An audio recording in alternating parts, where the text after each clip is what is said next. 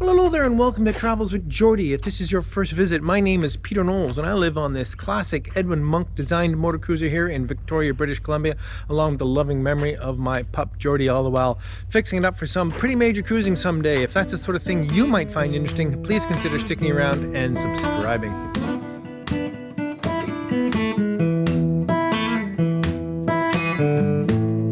Well, good morning. I think I need something that's a little lightweight for today. I'm feeling pretty achy painy. Anyway, so I am documenting every single individual thing on the bottom of the boat. So basically that's through hulls, butt blocks, any other deficits that I found on the entire boat. I'm up to 57 of them. Well, that's counting, like for instance, where I'm refastening. So this basically documents all the refastening all the way up here. And then I'm going to put them in a log, which includes the strake number. For instance, this through hull is in strake number 1, 2, 3, and its distance measured on this tape measure, which I have set to be directly below the waterline at the bow, and its distance from the front. So I can document the location and everything I've ever done to every object on the bottom of the boat. So for instance, this would be, well, actually this one's complicated because all these strakes, 1, 2, 3, 4, 5, and 6 are going to be refastened at roughly a foot from the front. So that's the way that log will work. Anyway, it's just a way of keeping track. I'll be keeping a second log, which is the width and length of every strake on the boat. Not every strake, of every plank on the boat, so that in time, if I have to, for instance, this plank here, if I needed to replace that plank, I'll know the widest part of it and the length of it, so I can start to keep an inventory of stuff that I might be able to find someday. In fact, I believe someone made a comment that I should do that, and I'd already done it at MV Zephyrus and I'd planned to do it here anyways, but it's a really good idea, definitely, and finding wood like this does take time. Okay, let me carry on. The other thing worth doing is taking a picture of every single one of these objects to put in the log, which will actually be in a spreadsheet, so I can sort of visually remember what they all look like. And it's a quick way of collaborating what it is I've done. So for instance, I'm taking a picture of 3, which is straight 8 feet or something like that. But I haven't done any work to it yet, so I'll take another picture of it so it becomes in the history of the object. I'll be able to see what I've done over time. So I'm going through documenting each one of these, and I think I mentioned the system is so item number 27 is on strakes 1, 2, 3, 4, 5, and 6. So it's now starboard 1 to 6, and it's from the front roughly 12 inches, so 1 foot 0, and it is refastening. Let's move on. 28 is third strake, so it's starboard 3 at, I have to move the tape, 3 foot 2, and it's a through hull. You can see where this is going.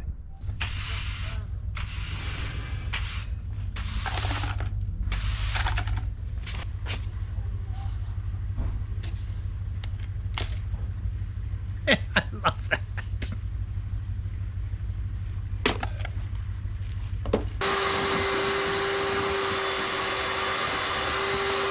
All right then, well, with the bilge largely vacuumed out, my new wetting solution is a little garden sprayer, which I'm just going to keep everything in here a little bit damp. Obviously I haven't done a full clean out up in here, but I'm going to be doing a lot more sawdust before this project is over, but at least I don't have the massive pile of porridge in here before, as I did before. Now some have suggested that I lay the burlap down in here, and I may do that. I considered it. I didn't think of cutting it in strips, which will help with the problem I was having. I didn't want to have a big mess of it everywhere. But I almost want to keep the burlap intact in case it gets hot and I have to put it back outside. So the fact that I'm working in here and I can spray this every half hour or so is going to keep this well under control. Well, good morning, folks. We're going to do just a quick little Q&A because, again, as I don't have a chance to reply to all the comments, I do read them all, and there are some common questions. First off, why the extra structure? Well, few people probably haven't been watching the shows for very long, and where I've described in detail why I need extra structure. So I'll just review it really quickly. Basically, the hard chine on MV Geordie creates a weak spot at that corner, and the frames in there are vulnerable, and I want the boat to be super strong, stronger than new, because I expect someday to put this boat on trailers and ships and such like that. And for those who wondering what I mean by the hard chine, that hard edge between where the hull comes down and goes across the bottom. Anyway, vulnerable, need to strengthen it up. The through hull abandonment bungs going in wide side in. A lot of people have said put the thick end of the replacement bung for the through hulls with the big side outside, because water pressure will aid in keeping that in. Now, I'm not an engineer and I'm not a shipwright, but I don't like that one little bit. Water pressure would amount to some fractions of an inch of pressure, of pounds of pressure on that. It's almost insignificant. And there's absolutely no other means of holding it in other than that water pressure and, of course, the glue. Well, of course, the glue will work either way. And with, I mean, the glue should be able to overcome maybe 30, 50, 80 pounds of pressure and shock load. Plus, having the block on the inside guarantees, and at least in my opinion. So, if you really stand your ground on that, the bung should be bigger on the outside. Send me an email. My email is in the description section below in the video, and let's talk about it in detail. I think I'm pretty confident on what I'm up to. So a few people commented that the Rover has some transmission whine. Well, Rovers have a chronic transfer case whine. This still has the original Land Rover transfer case in it, fully rebuilt, but they never get quieter than that. The transmission is actually an American 5-speed and it's bone silent. The missing butt block that in the forecastle that you saw me push screws and they just disappeared. Well, that was a user error problem. It appears to be the first butt block in the forecastle. However, it's the last butt block in the wheelhouse, and I'd already removed the butt block. So, my problem. Using all ultra-high molecular weight frames. In other words, a few people have asked, why am I bothering putting any oak back in? Why don't I just make all plastic frames? Well, some people are doing that, definitely, and Tips from a Shipwright was a leader in all that, and I think it could be very effective. Besides the fact that it's unbelievably expensive, like insanely expensive, I don't believe they add enough stiffness in their strength. There's definitely strong, they would hold frames, they would hold everything together, screws, etc. But I don't think it has the stiffness I'm looking for. And it's I like the idea of the combination. The hybrid works really well. Using fresh water to keep the boat damp. I understand a lot of people are concerned about that, and I'm very aware of the problems with fresh water causing rot versus salt water. The truth is, I have an abundance of fresh water in a hose. It's pressurized, ready for me. The prospect of getting it up out of the ocean I don't think outweighs the possible risk of a little bit of fresh water for this period. I will douse the thing with salt water when I have the opportunity. A couple of people have actually asked, why do I do an intro in every episode? You all know me, but there's obviously new viewers with every single episode, and I somehow feel an obligation to introduce myself. That may change soon, but at least for now, that's why I do it. The limber hole location. I've been asked several more times, why are the limber holes so high? It's because they can't be any lower and be effective because the frames act like dams. So there's no sense having them lower than the tops of the frames. That's been done. That's all I have today, and we'll see you tomorrow. Cheers. Okay, I've come up with a plan. I've been stressing about whether or not I have enough time to finish the stuff I really want to do.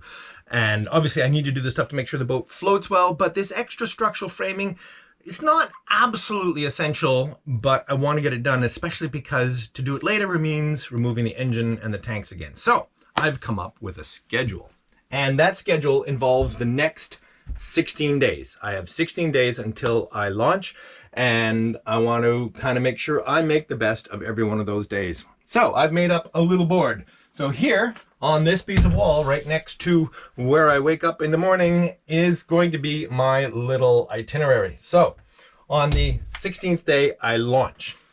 The day before that, I'm going to install the engine, the tanks, and put the sole back down. Now, okay, you say a day is pretty quick for that, but it actually goes pretty well. In fact, if I run over a little bit, I have most of this day I can do that with.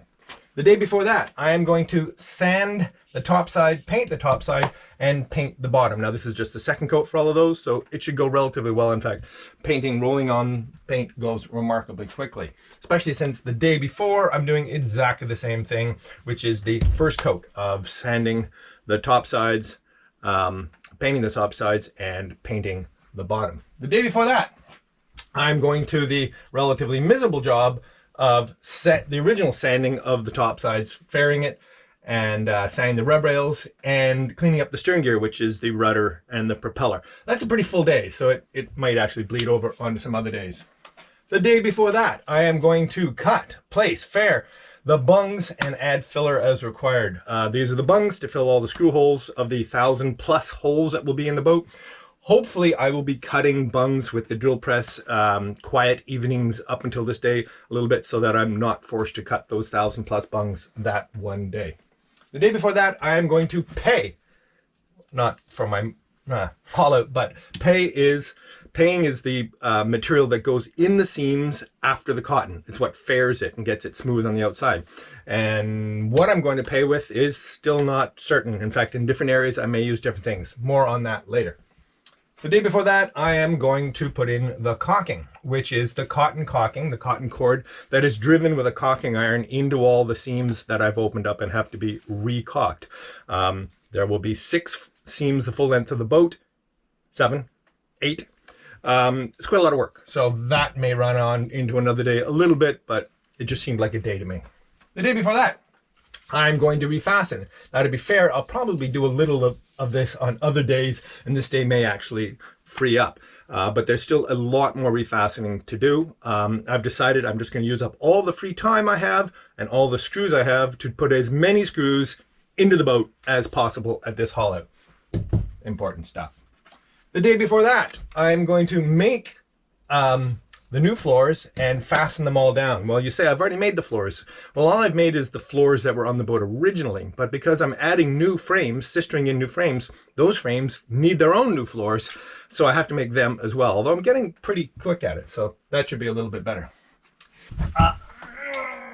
The day before that, I am going to abandon and fit the old and new through hulls, and that's going to be a little easier than I thought, because I'm actually going to reuse 3 of the holes for my 3 new through hulls, and they are the main engine through hull for the engine cooling water, and another one which will be used for all other seawater consumers, which would be like a deck wash down, refrigeration possibly, and possibly future water maker. And then the last one is the depth sander.